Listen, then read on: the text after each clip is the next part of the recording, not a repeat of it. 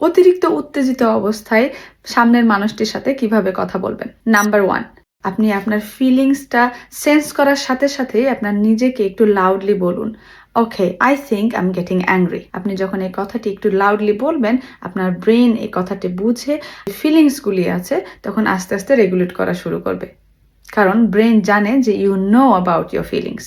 Number 2, একটা problem যেহেতু আপনি পেয়েছেন, সেকেন্ডলি আপনি আপনার ব্রেনকে আবারও একটু লাউডলি বলেন, I think I need to take a deep breath and cool myself down.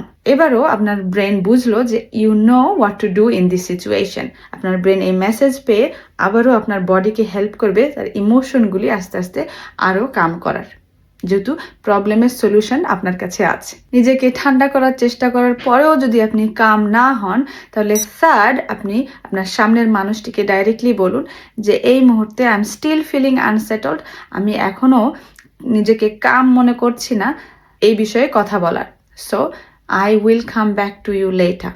আর যদি সামনের মানুষটি স্যাডলি কোনোভাবে আপনার কথাটা নাও বুঝতে চায়, তাহলে আপনার সেখানে উচিত হবে নিজেই সেই সিচুয়েশন থেকে ব্যাক করা, কোনো ফার্দার ইনফরমেশন খুব পার্সোনালি না নিয়ে ওইখান থেকে ব্যাক করা। তাহলে দেখবেন আপনার রিলেশনশিপ বা ওই কনভারসেশন সিচুয়েশনটা এর থেকে ফার্দার উইন হবে না, ফার্দার নষ্ট হবে না। Hope this will help. ভালো থাকুন।